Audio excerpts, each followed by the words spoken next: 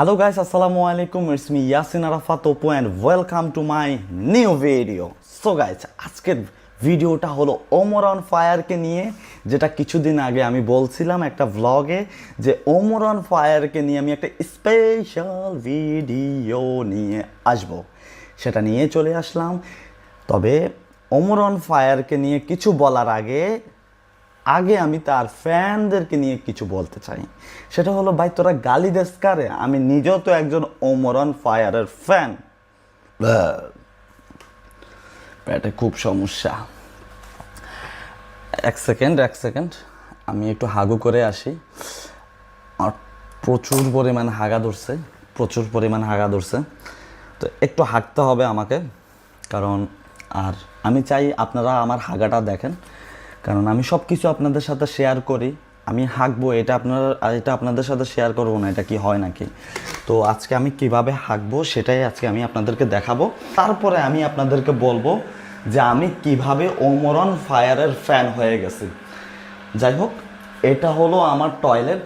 বললাম ওমর অন ফায়ারের একজন বড় ফ্যান। দেখেন তার ফটো আমি কোথায় লাগাইছি, যেন আমি তাকে সকালে বিকালে রাতে সব সময় দেখতে পারি, কারণ আমার হাগার জোরটা এখন একটু বেশি, বিকজ আমার পেটের সমস্যা।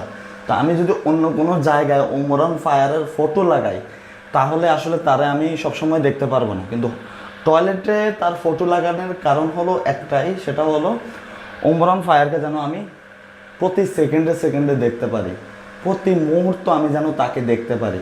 এই কারণে আমি ওমর অন ফায়ারের ফটো আমার ওয়াশরুমে লাগাই দিছি, অ্যান্ড আমার কমেন্টের ভিতরেও কিন্তু আছে। সো গাইস, আজকে আমি আপনাদেরকে বলবো কিভাবে আমি ওমর অন ফায়ারের ফ্যান হয়ে গেছি।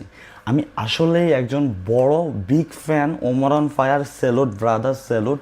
হঠাৎ করে আমি ওমর অন ফায়ারের বিগ ফ্যান হওয়ার কারণ কি? প্রথমত আমি ওমর অন ফায়ারের ফ্যানদের একটা হিডেন ট্যালেন্ট, এটা একটা গুণ, এটা আসলে সবাই থাকে না, সব ফ্যানদের থাকে না, এটা একমাত্র ওমর অন ফায়ারের ফ্যানদেরই আছে। যেমন আমার নিজেরও আছে এখন, বিকজ আমি নিজেও একজন ওমর অন ফায়ারের ফ্যান। তো আমাদের একটা হিডেন ট্যালেন্ট অ্যান্ড আমাদের একটা বিশেষ গুণ হলো আমরা মানুষের ভিডিও ভালোভাবে দেখি আর না দেখি, ওইখানে গিয়ে কমেন্ট করি ওমর অন ফায়ার আমাদের আব্বা, ওমর অন ফায়ার আমাদের আব্বা, ওমর অন ফায়ার আমাদের ওমর অন ফায়ার আমাদের আব্বা, ওমর অন ফায়ার আমাদের আব্বা।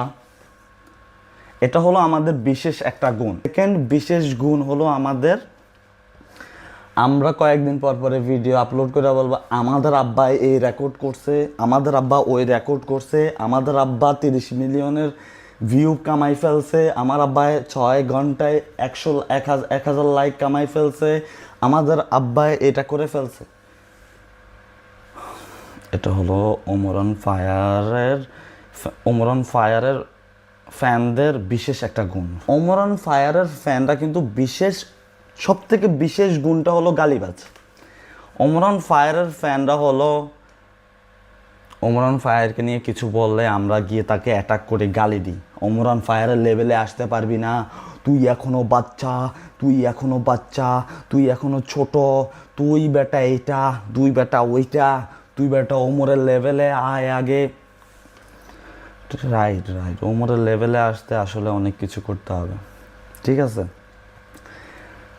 এটা হলো ওমর অন ফায়ারের ফ্যানদের গুণ। ওমর অন ফায়ার তার গুণ কি সেটা তো শুনলে আপনারা অবাক হয়ে যাবেন। বিশ্বাস করেন, আমি এমন একটা মানুষের ফ্যান, নিজের কাছে আসলে অনেক খুশি লাগে যে আমি ওমরের ফ্যান। ভাই সিরিয়াসলি, সবাই ওমরের ফ্যান হইতে পারে না। ওমরের ফ্যান হইতে হয় ভাই, বিশ্বাস কর।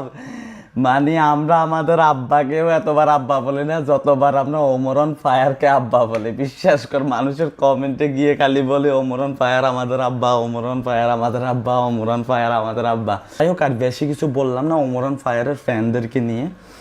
ওরা আমি নিজে আমরা আসলে অনেক ট্যালেন্ট আমাদের ভিতরে, আমাদের সব কিছু তো আর মানুষের সামনে প্রকাশ করলে হবে না, এটা তো মানুষ জানেই। এখন আমি বলবো কেন আসলে আমি ওমর অন ফায়ারের ফ্যান। কারণ ওমর অন ফায়ারের ফ্যান হওয়া আসলে এতটা ইজি না, এতটা সহজও না।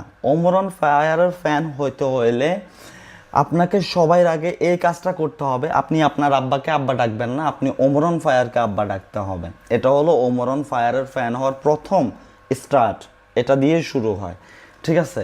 সেকেন্ড হলো ওমরন ফায়ারের ভিতরে এমন কি আছে যেটার কারণে আমি তার ফ্যান হয়ে গেছি। তিনি বলেন ভাই ওমরন ফায়ারের ভিতরে কি নাই, কি নাই তার ভিতরে স্মার্টনেস আছে, তার ভিতরে বালসাল সব কিছুই আছে, মানে সরি সব কিছুই আছে তার ভিতরে, একদম ফুল একটা ছেলের ভিতরে যতটুকু দরকার তার ভিতরে সব কিছু আছে। সেকেন্ড হলো ওমরন ফায়ারের সব থেকে বড় গুণ হলো সে কোনো টিকটক করে না, সে কোনো টিকটকার না। সে হয়তো আগে লাইকই করতে পারে কিন্তু সে কোনো টিকটকার না, সে একজন ইউটিউবার।